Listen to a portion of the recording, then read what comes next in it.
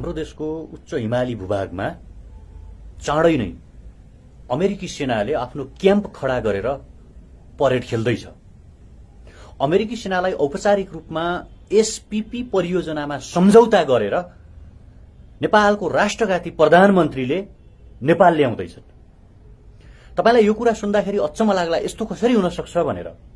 तपाईलाई थाहा छ, एमसीसी पासपछि अमेरिकी सेनाका 2वटा कार्गो प्लेनहरू पटक पटक गरेर नेपाल आएका छन्। अस्ति मात्रै अमेरिकाका इन्डो पेसिफिक सेनाका जनरल कमान्डर फ्लिन चाहिँ नेपाल आएका छन् र उनले नेपालका प्रधान सेनापति, नेपालका प्रधानमन्त्रीलाई भेटेर एसपीपी परियोजना सम्झौता गर्न दबाब दिएर गएका छन् र उनले पत्रकारलाई अथवा चाहिँ जाँदाखेरि के प्रतिक्रिया दिएर गएका छन् भने नेपालको सेना स्थल सेना सबैभन्दा भरपर्दो सेना हो भनेर गएका छन्।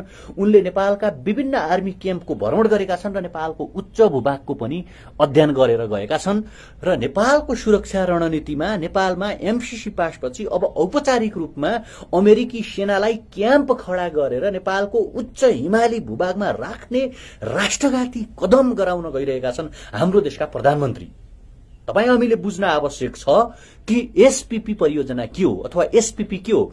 स्टेट पार्टनरशिप प्रोग्राम एसपीपी भनेको अमेरिकाले आफू मातहतका देशसँग, विशेषतया आफ्नो भनेका मान्ने देशसँग, त्यो देशका सेनासँग संयुक्त रूपमा सैन्य अभ्यास गर्ने एउटा एग्रिमेन्ट हो।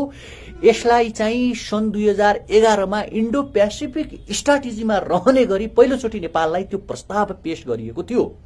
तर के कारणले त्यो बेला यो पारित हुन सकेन र सन् 2018 मा फेरि यसलाई अलिकता परिमार्जित गरेर नेपाललाई यो सम्झौतामा हस्ताक्षर गरौं र अमेरिका र नेपाली सेना संयुक्त नेपालका चाहिँ चाइनाको बाहुडर नजिक रहेका चाहिँ उच्च हिमाली भूभागमा, विशेषतया मुस्ताङका उपल्ला भागहरूमा चाहिँ संयुक्त रूपमा सैन्य अभ्यास गरौं भन्ने प्रस्ताव पेश गर्यो र यो बापत चाहिँ नेपाली सेनाको स्तर उन्नति गर्नका लागि 50 करोड अमेरिकी डलर हामी दिनेछौं भनेर पनि उनीहरूले भनेका छन्।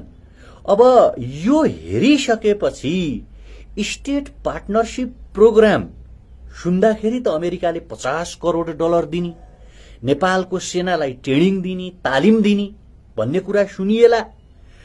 तर यो पछाडिका ठूला घातक कारणहरू के छन् र यसलाई चाहिँ किन सम्झौता लागू गर्नु हुँदैन, सम्झौतामा हस्ताक्षर गर्नु हुँदैन भन्ने कुरा चाहिँ तपाई र हामीले बुझ्न आवश्यक छ। पहिलो कुरा, नेपालको परराष्ट्र नीति।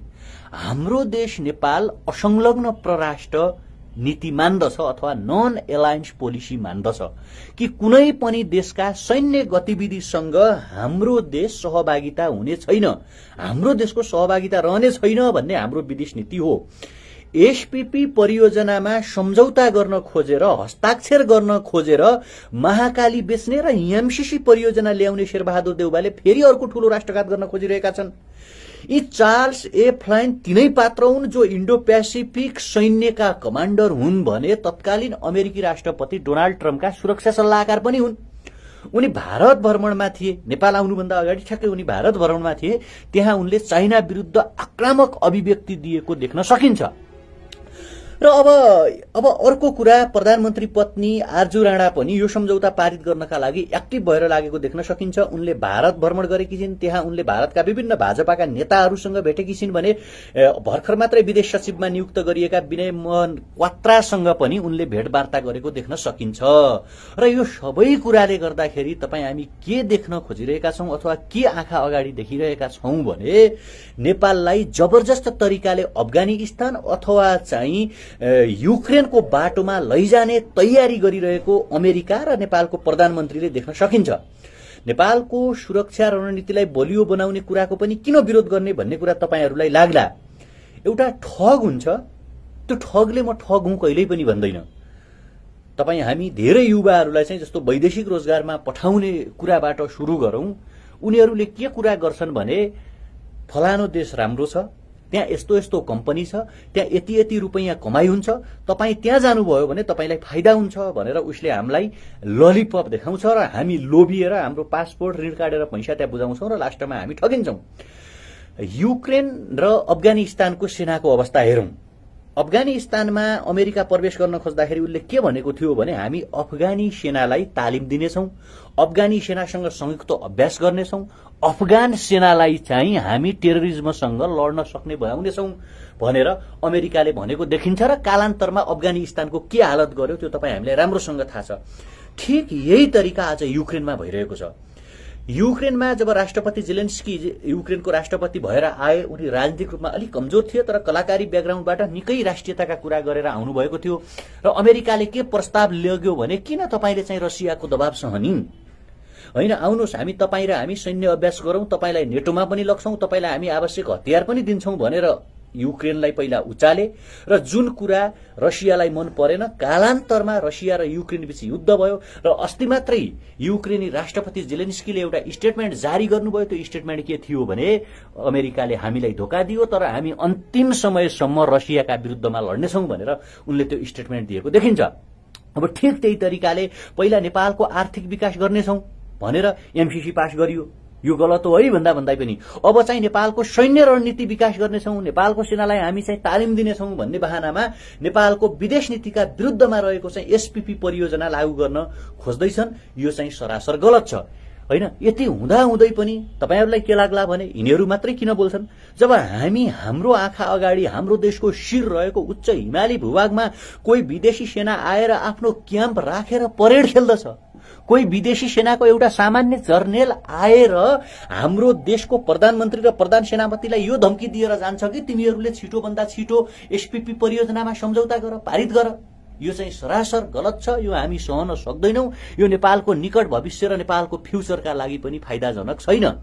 आसन्न असारमा प्रधानमन्त्री देउबा अमेरिका भ्रमणमा जाँदै हुनुहुन्छ, त्यसपछि प्रधान सेनापति पनि अमेरिका भ्रमणमा जाँदै हुनुहुन्छ र अमेरिका भ्रमणमा गएको बेला उहाँहरूलाई चाहिँ यो सम्झौता पारित गर्ने देखिन्छ। अब कुरा रह्यो यति सबै राष्ट्रघात हुँदाहुँदै, यति सबै अन्याय हुँदाहुँदै किन हाम्रा देशका नेताहरू बोल्दैनन् त?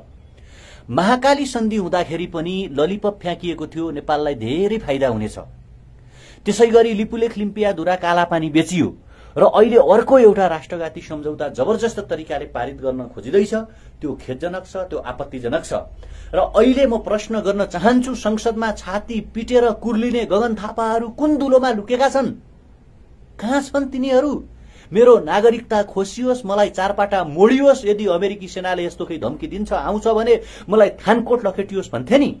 तपाई हामीलाई राम्रोसँग थाहा छ, स्टेट पार्टनरशिप प्रोग्राम लन्च गर्न खोजिरहेका देउबा पत्नी आर्जु राणा जसरी भारतको शक्ति केन्द्रमा धाइरहेकी छन्, उनका आईएनजीओहरूमा पैसा कसले हाल्छ? हामीलाई थाहा छ गगन थापा जसरी संसद भित्र छाती पिटेर हुंकार गरिरहेका थिए, विकिलिक्सले लिकेज गरेका गोप्य सूचनामा उनलाई अमेरिकी जासुसको रूपमा कसरी चित्रित गरिएको छ। आज युक्रेन युद्धका बाचिट्टाहरू संसारभरि फैलिएका छन्। तपाई हाम्रो भान्सा महँगो भएको छ। अझ नेपाल सरकारले त के स्टेटमेन्ट जारी गरेको थियो भने युक्रेन रसिया युद्धका कारणले आज हामीले नेपालमा पाठ्यपुस्तक दिन सकेनौं भनियो। आज पेट्रोलियम पदार्थको मूल्य वृद्धि हेर्नुस् त। जुन एसपीपी जस्ता परियोजनाहरू चाहिँ इन्डिया र चाइनालाई पनि मन परेका छैनन्, उनीहरूले यसमा भाग नलियोस् भन्ने चाहिरहेका छन्, त्यो एसपीपी परियोजनामा नेपाल आफ्नो असंलग्न परराष्ट्र नीति, आफ्नो विदेश नीतिलाई लत्याउँदै कसैको निहित स्वार्थका लागि, कसैका एनजीओ आईएनजीओ चलाउनका लागि, कसैले चुनाव जित्नका लागि, कसैले चुनाव खर्च ल्याउनका लागि नेपालका आम नागरिकलाई गुमराहमा राख्ने गरी, नेपालका 20औं वर्ष, नेपालका 50औं वर्ष युद्धमा मडारिने गरी किन यो सम्झौता र यस्ता किसिमका सन्धिहरू गर्नु परिरहेको छ? यो प्रश्नको उत्तर दिन आवश्यक छ कि छैन? चार्ल्स एफ्लिनको नेपाल भ्रमणलाई गोप्य राखियो। अमेरिकी सेनाका 2वटा कार्गो जहाजहरू नेपाल आए, तिनीहरूलाई गोप्य राखियो। जनतालाई तिमीहरूले कहिलेसम्म ढाँट्ने? जनतालाई तिमीहरूले कहिलेसम्म छल्ने?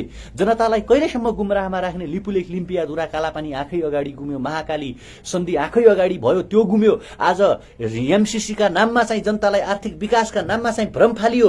पहिलोचोटि कार्गो प्लेन आयो, ए नबोलो हल्ला नगर, यो नियमित प्रक्रिया हो भन्यो। सेकेन्डचोटि कार्गो प्लेन आयो, ए यो हल्ला नगर, नियमित प्रक्रिया हो भने। अस्ति चार्ल्स एफ्लिन आफै नेपाल आइपुगे, हल्ला नगर, यस्तो सेना आउँदै गर्छन्, के फरक पर्छ भनियो। किन एमसीसी प्रकरणपछि रातारात लगालाग यिनीहरू नेपाल आइरहेका छन् र नेपालको उच्च भूभाग, नेपालको सेनालाई ट्रेनिङ दिने हो भने अमेरिका लिएर ट्रेनिङ किन दिँदैन? नेपालको तराई बेल्टमा चाहिँ हामी ट्रेनिङ दिन्छौं किन भन्दैन? किन उसलाई उच्च भूभागहरू मात्रै चाहियो?